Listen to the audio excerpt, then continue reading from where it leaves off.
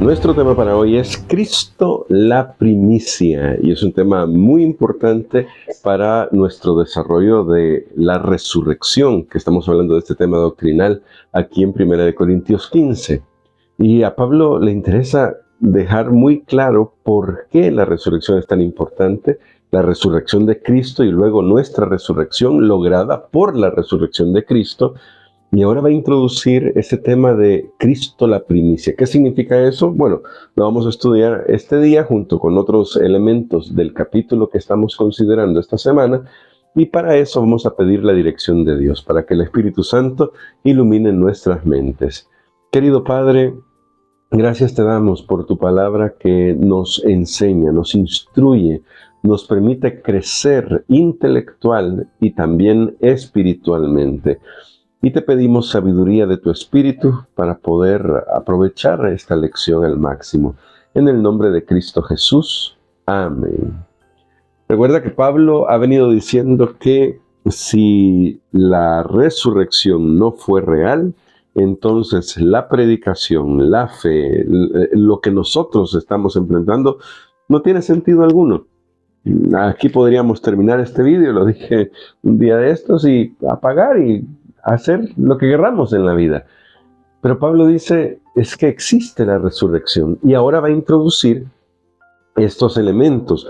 Vamos a ir a 1 Corintios 15 y vamos a leer del verso 20 al verso 23. Y noten, dice, pero ahora Cristo ha resucitado de los muertos, primicias de los que murieron es hecho, pues por cuanto la muerte entró por un hombre, también por un hombre la resurrección de los muertos. Así como en Adán todos mueren, también en Cristo todos serán vivificados, pero cada uno en su debido orden. Cristo, las primicias. Luego, los que son de Cristo en su venida. Y ahora, esto me llama mucho la atención, porque claramente tiene una alusión al Antiguo Testamento, a ese ritual de las gavillas que se presentaba ante el Señor como las primicias. Pero creo que Pablo tiene más en mente otra cosa. Recuerda que Pablo enseña en Romanos capítulo 6, verso 23, que la paga del pecado es la muerte. Pero debemos entender, es importante entender que cuando Pablo dice que la paga del pecado es la muerte, no está hablando de lo que experimentamos ahora mismo. Es decir, aunque enfrentamos la muerte, es una realidad con la que lidiamos, no es esto lo que Pablo tiene en mente en Romanos 6:23. Puede ser en parte, lo estoy descartando, no puede ser en parte, porque siempre nos causa dolor, porque es una separación, pero en la Biblia, por el tema que estamos tratando de la resurrección, esta muerte tiene solución. A esta muerte se le puede dar fin. Cuando se cree en Jesús, se tiene la esperanza de la resurrección. Quiere decir que no es definitiva. Ahora, la paga del pecado es la muerte en el sentido de la extinción total y definitiva. Algo que Apocalipsis llama como la segunda muerte. ¿Por qué lo llama la segunda muerte Apocalipsis? Y esto es lo bonito de la Biblia, porque todo está conectado. Porque muchos seguramente experimentarán o experimentaremos, dependiendo cuánto tiempo tarde el Señor y qué decida Dios sobre cada uno, la primera muerte. Pero si hemos puesto nuestra confianza en Dios, entonces tenemos la seguridad de que ya no nos afectará nunca más la segunda muerte, la que implica la paga del pecado y la destrucción definitiva, la extinción definitiva. Así que, cuando Pablo habla de Cristo como las primicias, no está hablando de ser el primero o entre los primeros en resucitar. ¿Por qué sabemos eso? Porque en la Biblia tenemos muchos ejemplos, incluyendo del Antiguo Testamento, o comenzando con el Antiguo Testamento, de personas que resucitaron. Así que Cristo no fue el primero en resucitar de esta muerte. Pero ahora viene lo interesante. Lo que sucede es que cuando Jesús murió en la cruz, allí se ejecutó el juicio final sobre Jesús Y la muerte de Jesús fue la segunda muerte. Él murió para que nosotros no tengamos que morir la segunda muerte si ponemos nuestra confianza en Él. De esa muerte, nadie había participado hasta Jesús. ¿Y cómo sabemos eso? ¿Cómo lo podemos sostener aquí con el texto bíblico? Noten, por cuanto la muerte entró por un hombre. ¿Qué es lo que trajo a Adán cuando pecó? La condenación. Eso es la muerte, la condenación eterna. Los seres humanos estamos condenados a la destrucción.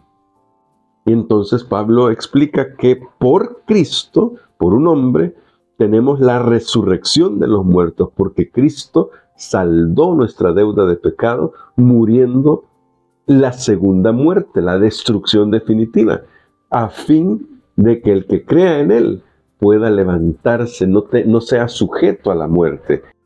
Así dice, así como en Adán todos mueren, también en Cristo todos serán vivificados. Y nota, pero cada uno en su debido orden. Cristo las primicias, porque es el primero en levantarse de la segunda muerte.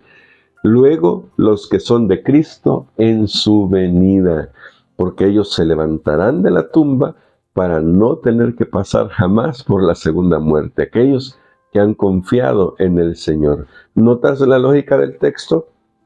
Por eso es que me atrevo a afirmar, y no soy el único, pero lo afirmo acá, que cuando Cristo es mencionado como las primicias, o de hecho en algunos textos también habla como ser el primero entre los muertos, lo es porque Él pasó la segunda muerte, y de hecho es el único ser humano como hombre que pasó la segunda muerte, pero se levantó victorioso porque la muerte no puede retener a Jesús, porque Él es santo y perfecto, porque Él tomó nuestro lugar pero nunca pecó, cargó con nuestros pecados que no eran suyos, por lo tanto la muerte no podía retenerlo.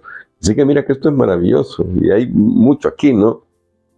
Pero ahora Pablo va a retomar, luego de explicarnos esto de por qué es tan importante la resurrección de Cristo, por qué Él cancela la aniquilación para aquellos que creen en Él. Ahora Pablo dice, vamos a leer otros textos. Voy a irme hasta el verso 29. De otro modo, porque ahora Pablo va a mencionar un poco el tema del bautismo con el tema de la muerte. Ya en Romanos 6 ha hablado cómo el bautismo es un símbolo de la muerte de Cristo, lo que implica muerte al viejo yo, pero resurrección a una nueva vida. Si no hay resurrección, este símbolo no tendría sentido. Y dice, de otro modo, ¿qué harán los que se bautizan por los muertos? Y si de alguna manera los muertos no resucitan, ¿por qué pues se bautizan por los muertos? Y vamos a explicar ese texto. Hay que ser muy honestos. No podemos saber hoy qué quiso decir realmente el apóstol Pablo, pero descartemos algunas ideas. Hay quienes, y de hecho hay grupos que lo hacen, que se bautizan en nombre de los muertos como una forma vicaria. Quizás un familiar murió sin Cristo y entonces yo tomo su lugar, me bautizo en su nombre.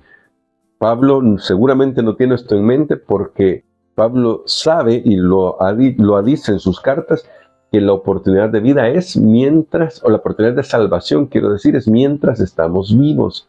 Jesús enseñó eso consistentemente.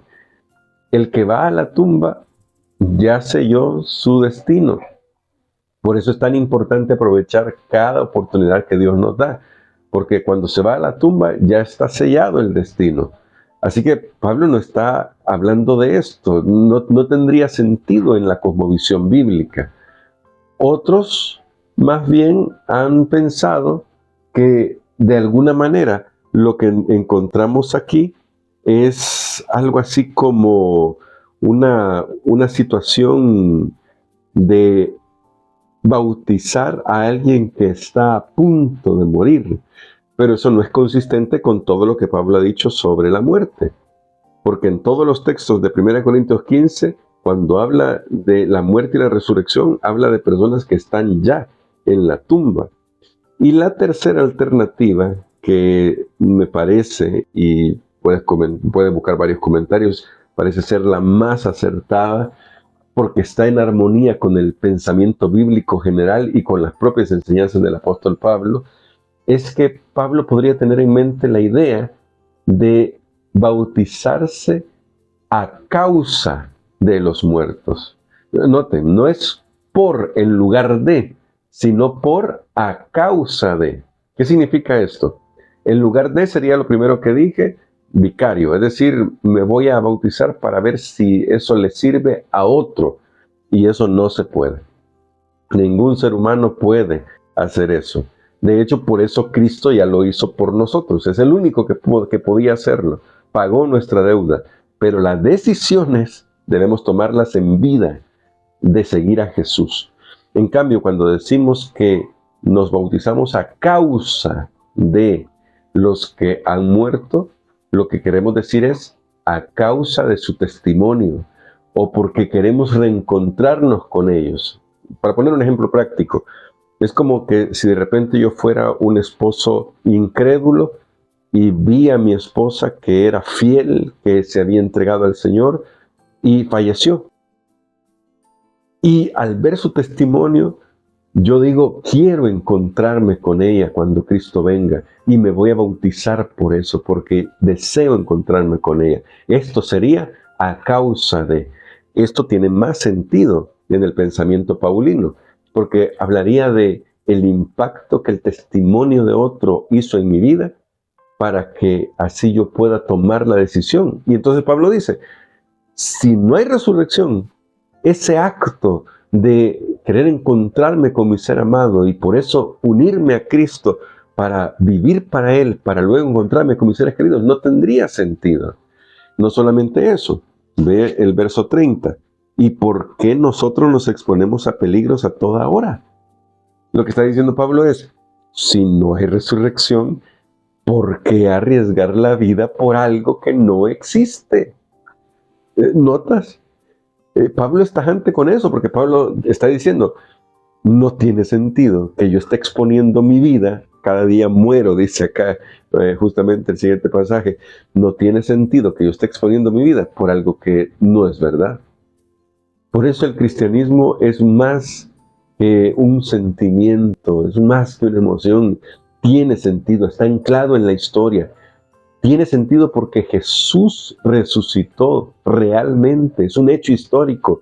Hay suficiente evidencia, hay testigos sobre eso. La Biblia es un testimonio de aquellos que tuvieron ese contacto con el Cristo resucitado. Y Pablo dice, si al final esto fuera mentira, no vale la pena estar arriesgando la vida. No vale la pena que nosotros sigamos algo que es falso. Nota lo que dice.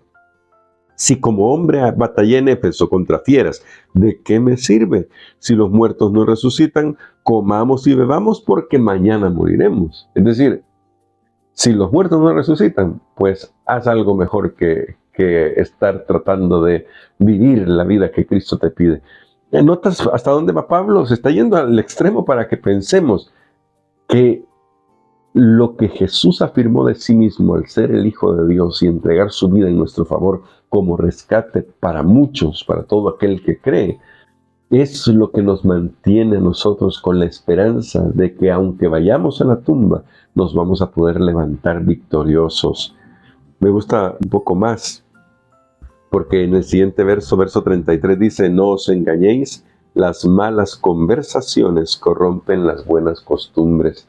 Y me voy a detener ahí por hoy, porque con esto Pablo está diciendo, cuidado con aquello a lo que le prestamos atención, teorías, filosofías que nos alejan del fundamento de la verdad, porque la doctrina importa.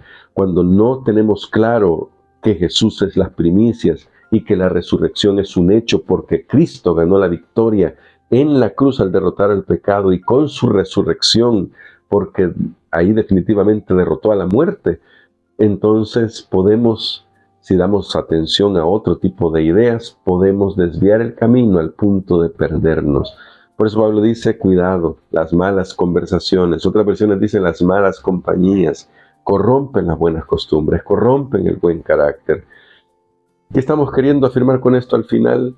que tenemos que aprender a ir a la Biblia y llenarnos del conocimiento de la Biblia, para ser sensibles cuando de repente viene alguna voz disidente que trata de decirnos algo que no está en las Escrituras.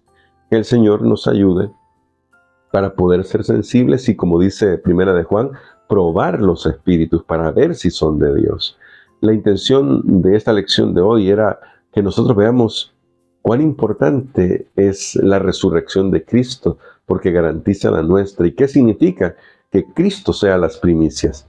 Y es que Él se levantó de la segunda muerte, porque fue lo que Él sufrió, para que nosotros no tengamos que pasar por ella. Y aunque todavía enfrentemos la primera muerte, que es el destino que nos ha tocado mientras Cristo viene por segunda vez, que podamos enfrentarla con confianza, poniendo nuestra esperanza en Él, sabiendo que en su venida seremos levantados para vivir con Él para siempre. ¿Qué te parece esta esperanza? Vamos a orar. Querido Padre, gracias te damos por tu palabra. Por favor, ayúdanos a afianzar nuestra fe en las santas escrituras, en las enseñanzas, en las revelaciones que tú nos das en ella, para poder así vivir para ti. En tus manos de amor te encomiendo a cada uno de tus hijos. Estamos enfrentando muchas veces pérdidas, dolor, duelo, pero ayúdanos a vivir con la esperanza de lo que Cristo logró en nuestro favor. Pues en el nombre de Jesús oramos. Amén.